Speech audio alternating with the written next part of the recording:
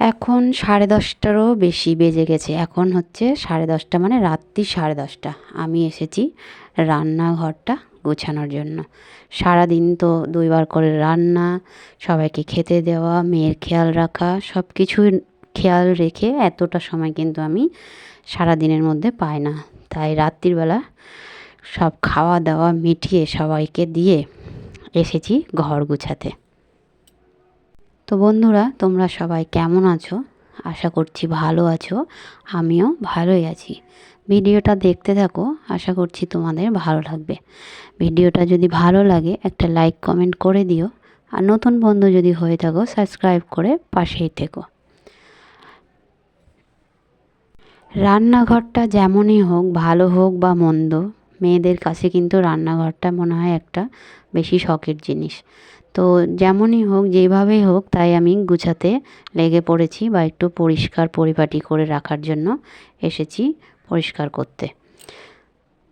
আমার রান্নাঘরে খুব বেশি কিন্তু জিনিসপত্র নেই, তবুও যেগুলো আছে বা যেসব জিনিস দিয়ে আমি দৈনন্দিন কাজ করি বা গুছিয়ে গাছিয়ে সেগুলোই কিন্তু রাখছি বা রাখার চেষ্টা করি। যেটাই আমার কাজের জিনিস হোক না কেন, সেটাই আমার কাছে অনেক, বা সেটাই আমার কাছে ভালো, সেটাই আমি গুছিয়ে রাখছি। অনেক জিনিসপত্রের শখ থাকলেও কিন্তু সবটা সম্ভব হয় না। বড় সংসার, অনেক কিছুই মেনটেন করে চলতে হয়, আর অনেক কিছুই মাথায়ও রাখতে হয়। যে যখন যেটা ভাবি যেটা নিব সেটা কিন্তু নিয়ে উঠতে পারি না। যদি ভাগ্যে থাকে তাহলে হয়তো হবে সব আস্তে আস্তে। তো যা আছে, যেটুকুই আছে সেটুকুই গুছিয়ে রাখি। ওপরে বলো আর নিচে বলো আর যেখানেই বলো, সেইটুকুই নিয়ে কিন্তু গোছগাছ করে রাখি। টেবিলের কাপড়টা কেচে দিয়েছিলাম, খুব নোংরা হয়েছিল। তো অনেক দিন ধরে ভাবছি কাচবো কাচবো, তো রোদ্দুরের অবস্থা তো ভালো ছিল না, বা ঠান্ডার জন্য এক্সট্রা কোনো কাজ করতেও পারছি না। তার জন্য টেবিলের কাপড়টা তুলে দিয়েছিলাম, আর উপরের যে অলক্লথটা আছে সেটাও কিন্তু পরিষ্কার করে ধুয়ে দিয়েছিলাম। তার জন্য আজকে একেবারে শুরু থেকে, মানে নতুন করে সব কিছু মুছে চাছে পরিষ্কার করে ভালো করে পেরে নিয়ে তারপরে এগুলো গুছাচ্ছি। আর সঙ্গে আমার আরও যে যা কোটা টোটা যেসব থাকে 3 থাকটা, সবই কিন্তু ওগুলো মুছে যাচ্ছে রাখছি। বাজারও করে নিয়ে এসেছে, বাজারগুলো আছে এখানেই মেঝেতেই আছে। তো ওগুলো হচ্ছে আজকে হয়তো আর রাত্রিরে সময় পাবো না, ওগুলো কালকে সব কিছু ফাঁকা করতে হবে।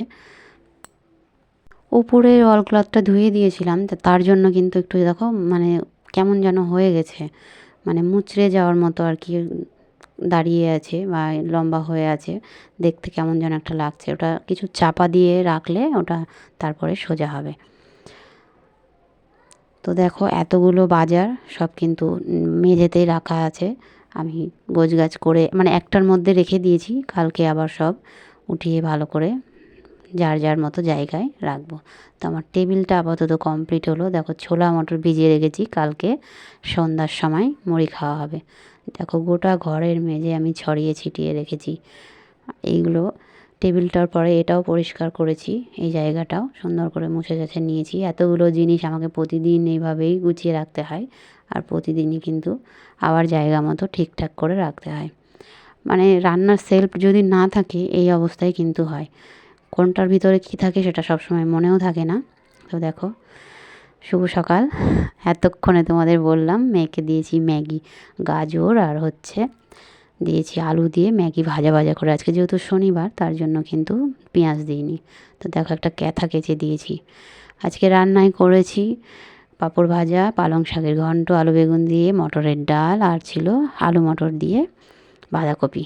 তো দেখো কালকে তো বললামই যে সব জিনিসপত্রগুলো জায়গা মতো উঠিয়ে রাখতে পারিনি, তো আর রান্নার পরে এগুলো নিয়ে বসেছি যে বিস্কুটগুলো সব জায়গায় জায়গায় কোটায় রেখে দিই। প্যাকেটের মধ্যে রাখলে খাওয়ার সময় অসুবিধা হয় যে কাকে কোনটা দিব। আর দেখো মেয়ে একরকম পছন্দ করে, বাবা একরকম পছন্দ করে, আমারও একরকম পছন্দ। তো 3জনের মানে একসঙ্গে বাবা নিয়ে আসে, জানে যে আলাদা আলাদা সবাই খেতে ভালোবাসে, তার জন্য কিন্তু 3 কোটাতে 3 রকম করে সাজিয়ে রাখলাম। তো আজকে দেখো মেয়ে বিছানা তুলে দিয়েছে সুন্দর করে, তোমাদের একটু দেখিয়ে দিলাম। তারপরে এইসব কাজ তো ও পারে না, তবু নিজে থেকে যে বিছানাটা গুছিয়ে দিয়েছে সেটাই আমার কাছে অনেক। তো সোফা, তারপরে কাপড় চোপড়, এগুলো আমি গুছিয়ে নিলাম। এই এত এত কাপড় চোপড় কিন্তু আমাকে প্রতিদিন গোছাতে হয়। প্রতিদিন মেয়ে পরে একগুলো ছেড়ে একগুলো পরে, আবার একগুলো ছেড়ে এসে আবার ঘরেরগুলো পরে। তো এই কাপড়গুলো আমাকে প্রতিদিন এভাবে গুছাতে হয়। চিয়ারের টিউশন যাওয়া আসা যেগুলো কাপড় চোপড় সেগুলো কিন্তু প্রতিদিনই গুছাতে হয়, না হলে ওই ভেতর থেকে টেনে নিয়ে আসতে গেলে আর সবগুলো এলোমেলো হয়ে যায়। তো কী করব, প্রতিদিনের কাজ প্রতিদিন তো করতেই হবে, তার জন্য প্রতিদিনই কিন্তু করে দিই। আর এই কাপড়টা দেখো, ওর ঠান্ডা লেগেছে, ও নিয়েছিল নাক মোছার জন্য, তো ও দিয়েছি, ও এখানেই গোল করে থুয়ে দিয়েছে। প্রতিটা কাপড় একটা একটা করে সব মাঝখান থেকে টেনেছে, টেনে সবগুলো এলোমেলো করে দিয়েছে। তো এগুলো যদি আবার না গুছিয়ে দিই তাহলে তো দেখতেই পাবে না, পেছনে থেকে যাবে, তার জন্য সবই গুছিয়ে নিলাম। কালকে সন্ধ্যাবেলা কিন্তু ননদের ওইখানেও গিয়েছিলাম, তার জন্যই ওইখান থেকে এসে আমার ঘর গোছাতে রাত্রির অত হয়ে গেছে। আর ননদ হচ্ছে নতুন বাড়িতে যাবে, তাই কিছুটা ওদের বাড়িরও গোছগাছ করার জন্য ডেকেছিল, তার জন্য তোমাদের দেখাবো, অবশ্যই দেখাবো। ওদের নতুন বাড়ির সব গোছগাছ হচ্ছে, নতুন বাড়িতে যাবে বলে, তো ওদের ওখানে গুছিয়ে টুছিয়ে দিয়ে নিজের ঘরটাও তো গুছাতে হবে, তার জন্য আমার কিন্তু কালকে রাত্রিরে অত দেরি হয়ে গেছিলো রান্নাঘরটা গোছাতে। তো বাকি যেগুলো ছিল আজকে সেটা আমার নিজের ঘরের করেছি। তো দেখো, কাপড় চোপড় ছিল, কালকে বললামই তো ননদের ওখানে গিয়েছিলাম, কালকের কাপড় চোপড় গুছানো হয়নি, তাই আজকে এগুলো গুছিয়ে রাখছি। ননদের নতুন বাড়ি হয়ে গেছে, তোমাদেরকে অবশ্যই দেখাবো। গৃহপ্রবেশের দিন যেদিন যাব আমরা পুজো দিতে ঘরের, সেদিন অবশ্যই দেখাবো। আর ননদের বাড়িতে কী কী গোছগাছ করছি, কী কী গুছিয়ে দিচ্ছি, সেগুলোও কিন্তু তোমাদেরকে অবশ্যই দেখাবো। দিদি কবে নতুন বাড়ি যাবে, কোথায় দিদি নতুন বাড়ি করলো, সবটাই তোমাদেরকে বলবো, অবশ্যই বলবো।